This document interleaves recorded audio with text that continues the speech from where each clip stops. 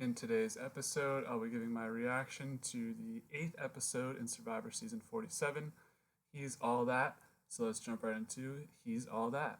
Do something, man. People are questioning you. Shut up. Shut up. Okay, yep, do that. Sure, guys. Stupid and dumb. Just an idiot. Get your shit together, son. Fuck it. I loved it. Welcome to the Dub Cast.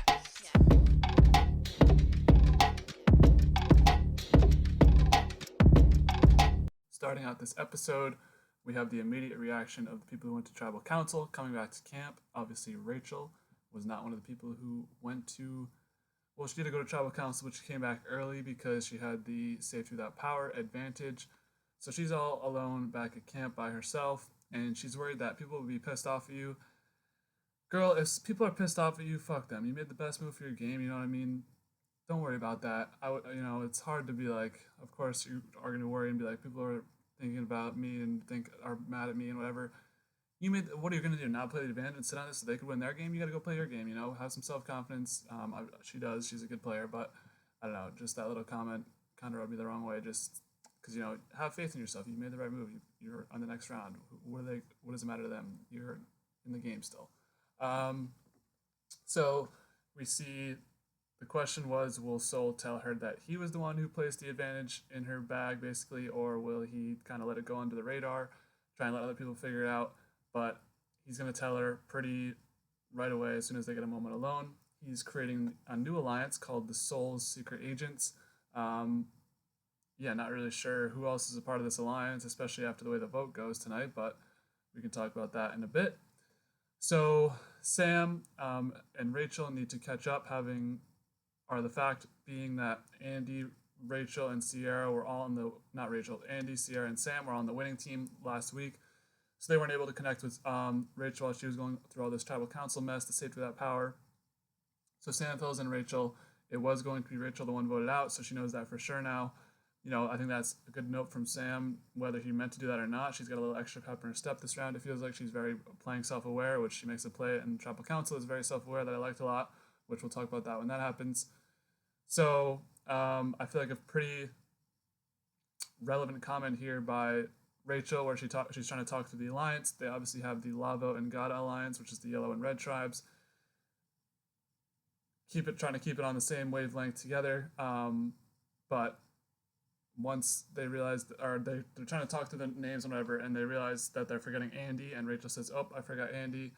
I feel like that's a pretty relevant quote to the theme of the season, kind of, as people being underestimated. So I think Andy's pretty long for this game. We'll talk about his winning chances at the end, but I feel like this is a pretty relevant quote that maybe not a lot of people caught up on. Sam also says he forgot about him shortly after, but felt like that was a pretty important quote. So they're going to go against the Tuku tribe, the blue tribe. Basically that's the analysis we have pre-challenges, is that it's yellow and red versus blue. Obviously, the stuff that happens before the challenges never ends up coming to fruition.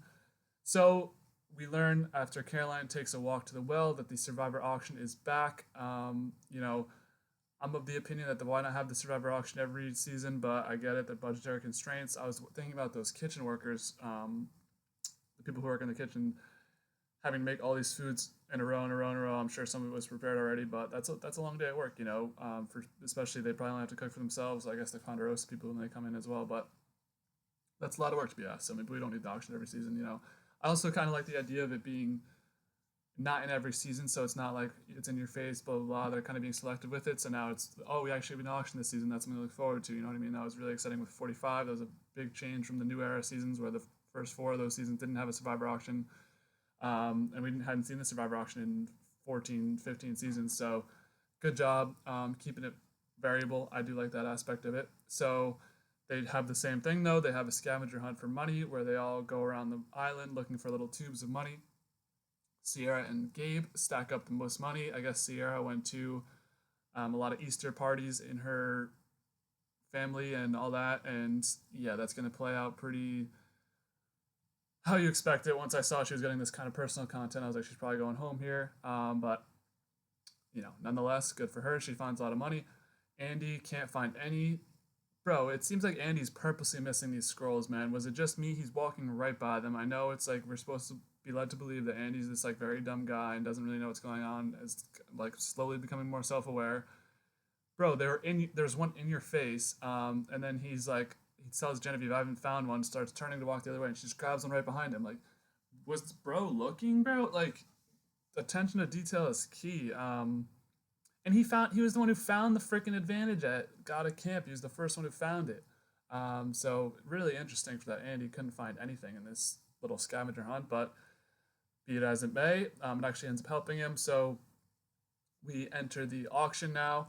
They all have all the tubes have different amounts of money. Everyone has a little bit of different amount of money for variability purposes, whatever. So we enter the auction, and Jeff says, "This isn't just an auction; it's a new era auction."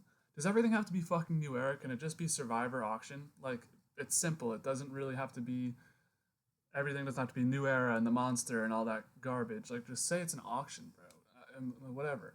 Um, so Andy, although he has no money, he cannot lose his vote because he didn't find any tubes of money.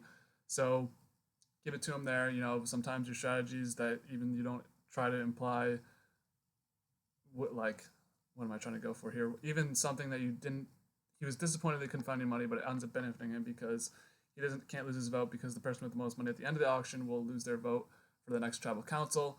So Andy is off the table for that. He'll have his vote no matter what, and God forbid we have a tribal council where someone doesn't lose their vote, right? Because new era and everything. But I love the new era, so I'm not, it is what it is. Anyways, so Jeff, some notable things early on. The first thing he reveals is potato chips and soda. He says the first one for 60 can have this one. So Soul snatches that right up. Thought that was interesting the way he priced it. I'm not sure if the auctions have done that in the past. I know there's like a mega clip of auction moments out there. Maybe go back and watch it, but felt like that was an interesting ad for the first item, but I don't think he really did that again. He did do that again. So Teeny spends all of her money on mac and cheese. He's like, "Really, Teeny? You would spend all your money on mac and cheese?" This is Jeff. Jeff, brother, the whole thing you're making with this auction is for people to spend all their money as soon as they can. Dee spent $900 on a milkshake, and I'm sure she was very happy to do so because she could have her vote and get a food reward. If I'm there, like, first of all, they should add in more trash prizes. Like there was only one fisheye and like grubs you had to eat to like get to more things, but add in more variability if you're gonna keep the items covered. Like everyone's gonna want fucking nutrition and good food. If the only thing that people aren't gonna want is like snake eyes and whatever, like I don't know, the horrible shit you have to eat back in the day. But it's new era, my bad. Whatever. So I was annoyed at Jeff for being like, why would you spend all your money? It's the only thing you have to do. Like as soon as you have the highest amount of money, you want to spend all your money. Especially, I mean, maybe Teeny did it a bit early because they at least get 5 items. But it's like after that, I mean, the fifth item could be garbage, and you're seeing a mac and cheese in front of your face. That's easy money. Personally, I would not go for the mac and. I mean, I guess I would have to if I had the highest amount of money. But if I had the mac and cheese, bro, like, we'll leave it at that. It would not be a pretty sight. So keep it moving with the strategy. Sierra gets to take a picture with Jeff Probst eating.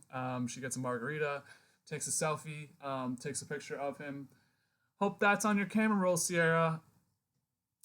Sorry, I did like Sierra, but that's a funny moment looking back on it now, huh? But, she did get her moment with Jeff, her Kodak moment, so hopefully, that's hanging in her room somewhere, and she did get a nice margarita. So, now we get this really awkward scene with Kyle where the people who watch the secret scenes out there, you know what I'm talking about. There was already a scene of Kyle eating meat, and it was very emotional. There was a lot of music behind it. I think I might have slightly trashed him in one of the past episodes. Maybe not. I mentioned this before, though. So he's a vegetarian, right? And he switched his diet from vegan to vegetarian just to get on Survivor, which is respectable. I got to give him that. For 6 years, he's trying to get on the show. So, Kyle, maybe tell me how to get on because I need to. I haven't applied yet. I need to apply in the next week or two. But anyways, he changed his whole diet from vegan to vegetarian, right? So he only eats vegetarian, but if he was vegan on Survivor, it's impossible to eat it or anything. We saw Liz last season with the allergies. Not sure how that closely related that is between allergies and being vegan. So anyway, the short story short, Kyle changed his whole diet to become vegetarian, to not eat any meat. He hasn't eaten meat in forever. So then in the secret scene, he was kind of forced to eat, I believe, this crab or something like that because he needs nutrition in his body. And if he doesn't get it, he's gonna, pass. I mean, if I didn't have meat for an hour, not an hour, but I worked the other day and have food for like 6 hours and I was passed out. So I need to work on like intermittent fasting if I'm gonna go on the show. I should stop talking about me going on the show. It probably never happened, but cast me. Anyways, so he changed his whole diet from vegan to vegetarian, and now he gets the money. He has the most money, so he spends it, of course, because that's what you do at the New Era Survivor auction. And he gets the plate, and he was like, "Please let it be something that's not meat, doesn't have any meat. Please let it be something vegetarian friendly, vegan friendly, etc." It's a plate of buffalo wings, and he has carrots and celery. So I'm not sure how much carrots and celery would fill you up, but obviously Jeff kind of gives him like a little. He's like, you want to eat it or something. Like he doesn't say that, but he kind of hints at it, like you should eat this. And Kyle's, like what, I'll do it. I'll break my diet and become eat meat again for the first time in however many long. Like, and it's really like sad to see because Kyle like is clearly ashamed of himself. So this was just an awkward scene to watch.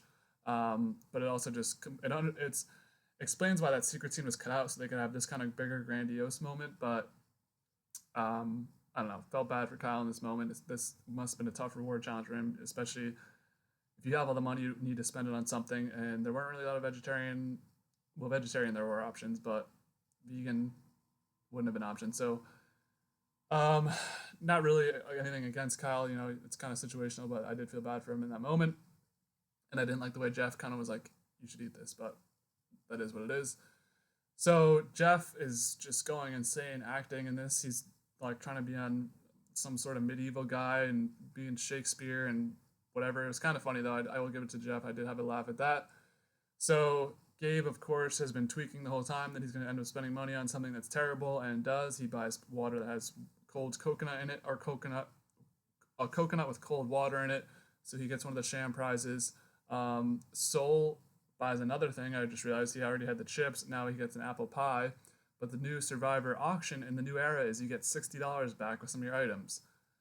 Now, I'm not going to knock this one because actually it adds the layer of complexity that, if you buy some of these items, you're going to get back some money. So then it's like you want to buy items at the beginning now because you won't get them at the end. I mean, it's like whatever. You can still game the system kind of, but it's only $60.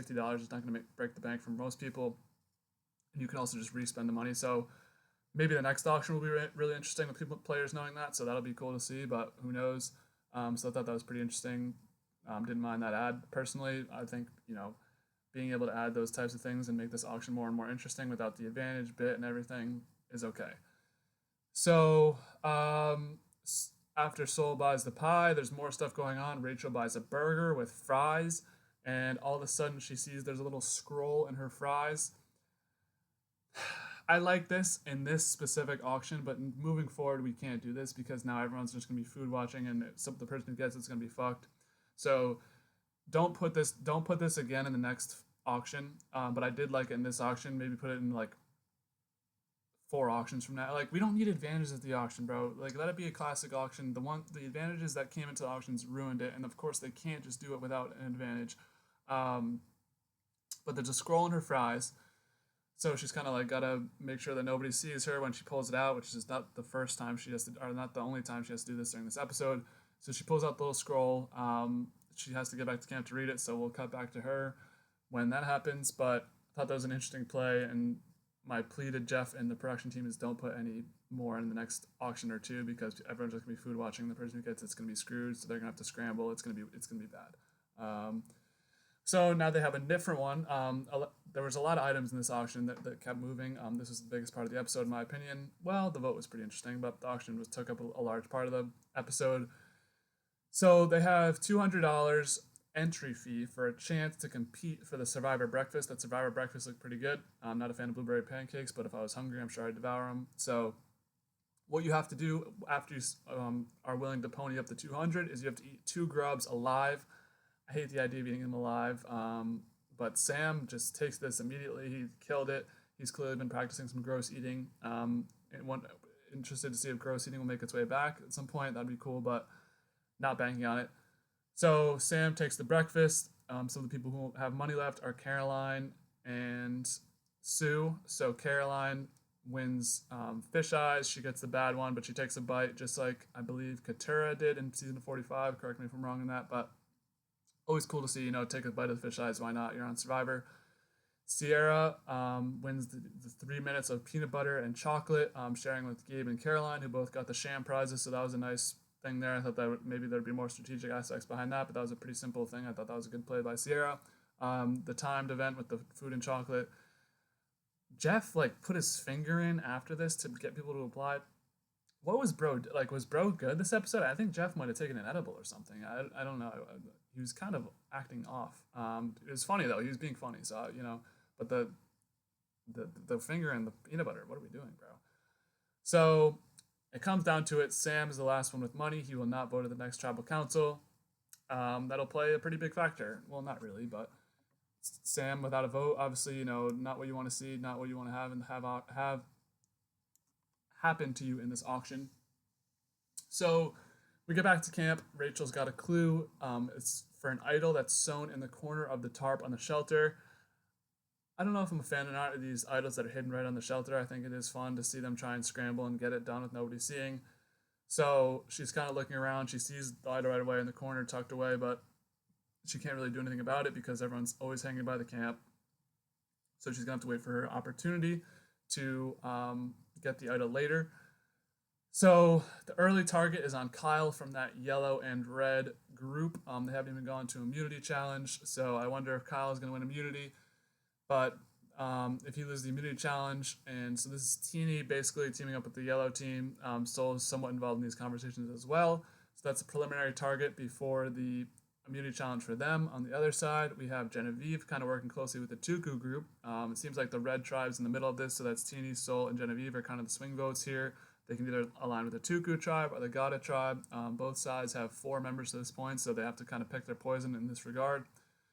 So on the blue side, Caroline and Genevieve want either Rachel or Sam out because apparently everyone thinks Rachel's a really good player, which I don't know how that's really been not transcribed to us. But Sam is the physical threat as well, and he is the duo with Sierra, so that's the plan before the tribe or before the immunity challenge.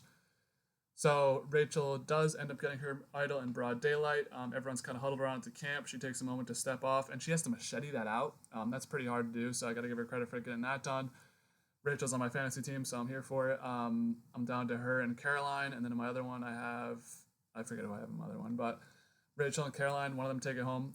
So she says this is the epitome of a Survivor turnaround, and this was a really good episode for Rachel's edit, I think.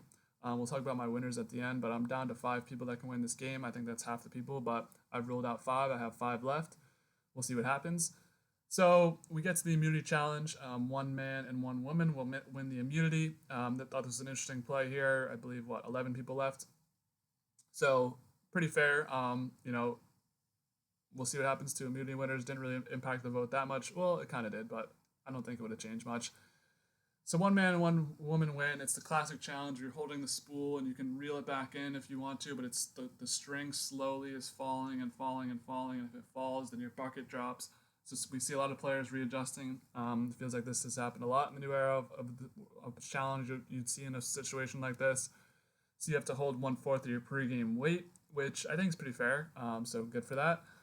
So for the women, Sue, it comes down to Sue versus Rachel, and Sue wins. It might not have been Rachel. The point is that Sue wins.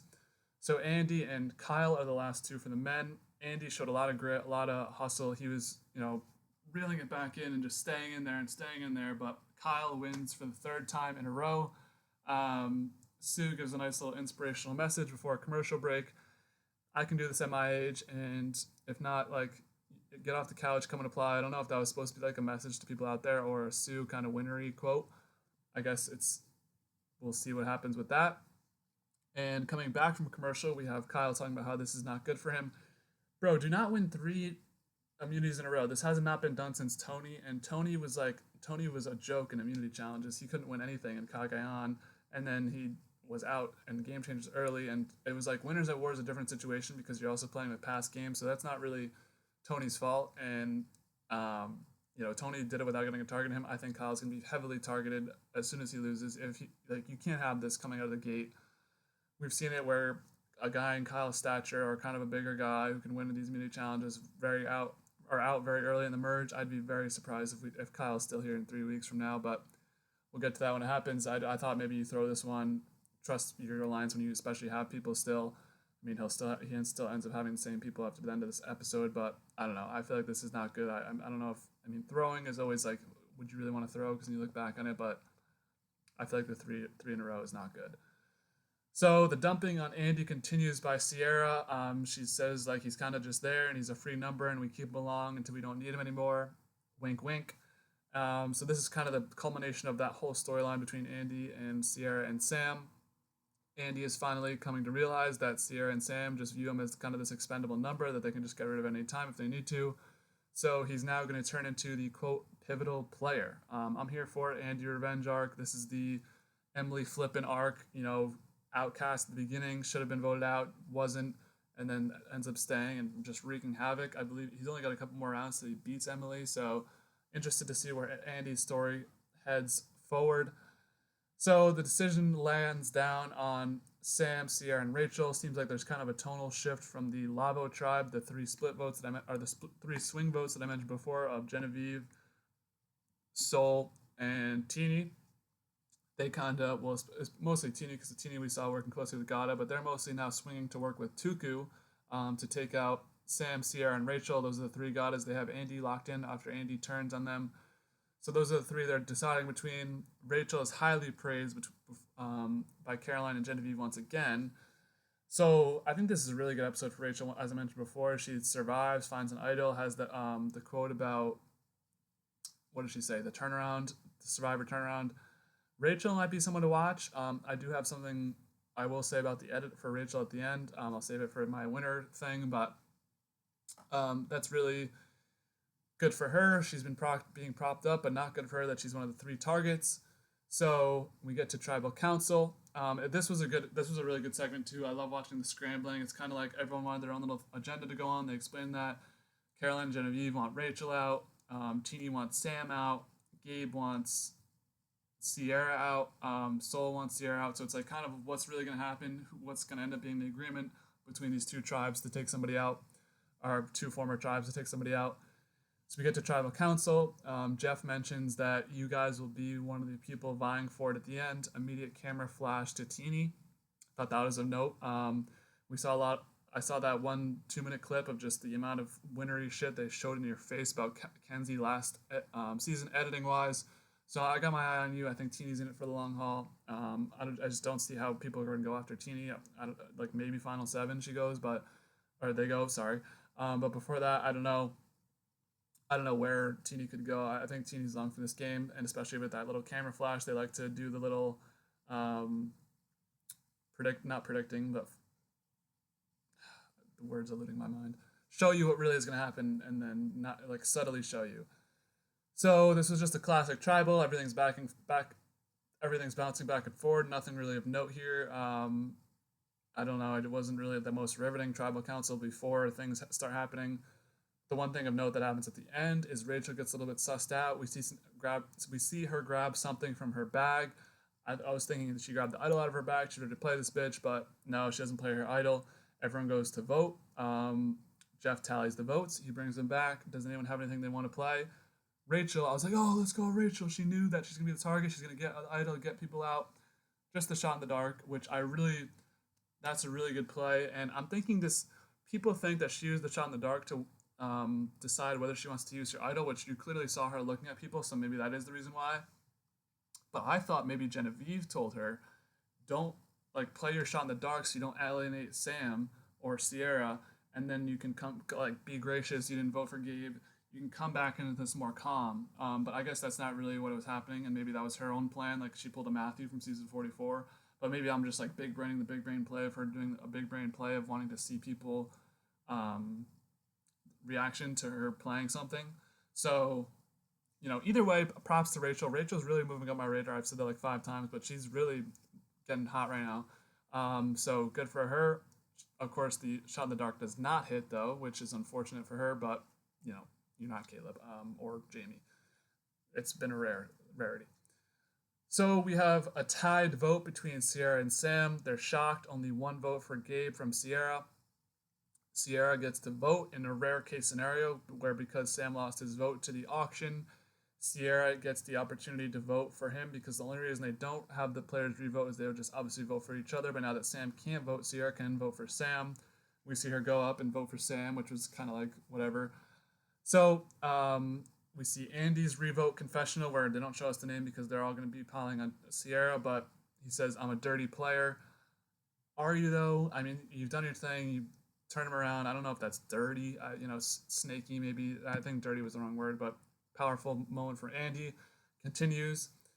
So Sierra gets voted out, and she joins the club of the last like 5 people that have gotten voted out. Being a little salty after the vote out, she says, "If I'm the biggest threat sitting here, I feel pretty honored."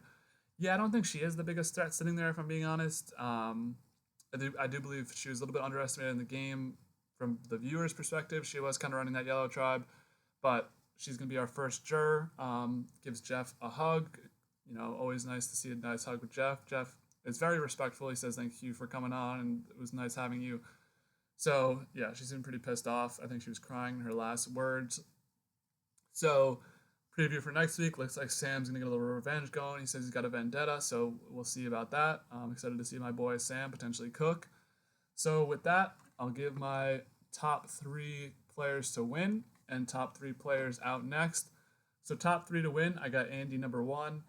His story is just too strong right now. It may have peaked in this episode, so we'll have to monitor that moving forward, because I feel like this was definitely what his story was building to, was taking out either Sierra or Sam. Now that he's done that, does he go back and take out Sam and complete the arc and keep going and keep being underestimated? Because I don't know where his story goes after this. I think maybe he could be a potential losing finalist, but as of right now, I have him number 1. Just, I think his story has just been insane the last couple episodes, and the next 2 people we'll talk about on my list haven't been that consistent in the edit. They've really showed us Andy and really showed us that he's an important character of this season. So I got Andy number 1. Number 2, I got Sue. Not gonna lie, it's not looking great for Sue. I don't like Sue, but I'm falling into the bias of other people. And this spot would either be Sue or Caroline. I'm just out on Caroline because all of Caroline's content is about other people. It's never about herself. It's always about Rachel, and it's always about Sue, and it's about getting Gabe and them back together. I can't put Caroline here. I got to put Sue. Clearly, that relationship's one of the most important relationships in the game. Sue's had a pretty good edit. I mean, last week she had a bad episode. This week was not great for Sue either, but she did have that moment of winning the immunity challenge. So I think Sue is number 2 for me. Number 3, I got Teeny. Teeny also has not really had any negative content throughout the whole season. They seem to be in a very good spot moving forward. They're just good with everybody. I just don't see a world where Teeny's like out in the next month or month and a half of the game, or month and a half of us watching. Just seems like they're in a really good position, and I just don't see them going. And they also have enough content where it's like, this could be the winner of the season that we just missed all along. I remember them specifically having a Jeff Matt talk in the beginning. I don't know if that's important anymore. So that's my top 3. Andy, Sue, Teeny as of episode 8. Still alive, I got Caroline and Rachel. I just don't love Caroline's content being about everyone else. I like Caroline a lot. I want her to win, but I'm not seeing the vision. And Rachel, is getting hot right now, but she was quiet for a while, so it's going to have to keep staying hot. This seemed kind of circumstantial with her getting the idol and also playing the shot in the dark and having her ally go home. So I got Rachel and Caroline still alive. Everyone else I'm considering dead in the edit. I'm sorry. So top 3 out next. Number 1, I got Kyle. Seems due that he's just done after this, because they're going to want to take out a blue team member. I think Gabe is long for the game as well. I don't longer than Kyle for sure. I think Kyle fits that mold of the guy who gets voted out first or second. This case, second. In the jury phase, kind of that bigger guy who's an immunity threat. Seems like that's right up Kyle's alley. So I got Kyle. Number 2, I got Soul. Soul kind of had the classic new era edit this episode of getting all their content and being fun and being Soul secret agents. We learn a little about Soul, and he's a cool, funny guy. Everyone loves him. Just before the week before he gets voted out. So I could see Soul going, but I don't know. I feel like that Labo tribe's very low key. I don't know. I was considering putting Genevieve on this, but I don't like it's hard for me to pick the top 3 out next, because there's not a lot of people that I just see going out soon. I think a lot of people obviously some of them are gonna make the end game, but it's like, I don't know. Last one I got Sam. I don't feel like Sam is dead in the water. But I think he's not gonna last a long time. He's obviously coming back up that just losing Sierra. He's got to be the most gracious guy ever. He was like, "Thank you for keeping me already." He's gonna have to. Well, he's going on a war path, so maybe that could lead to his demise next episode. But that'd be pretty lame if they just get Sierra out, then get Sam. The whole point was to split the duo, not to kill it. But of the people left, I don't think I think I mentioned Gabe's long for the game. I don't think Caroline or Sue are going anywhere. I don't think Teeny is going anywhere. Genevieve, I don't see going anywhere. And then Rachel, I don't think is going anywhere either. Andy, so it's really just down to Sam. So Sam, Sol, and Kyle, I believe one of those three will be voted out next week. So that'll do it. Pretty good episode of Survivor season 47, episode 8. Pretty good. Lots to talk about, a lot of talking points in this one. So what did you guys think of this episode? I thought this was one of the stronger episodes of the season so far, especially there's been good episodes throughout. This has been a solid season so far. So looking forward to seeing how this one ends. I'm not convinced that any one or two people I have that group of 5 right now. So we'll see what happens. Who's your guys' winner pick, and who's your pick to be out next? As always, be easy.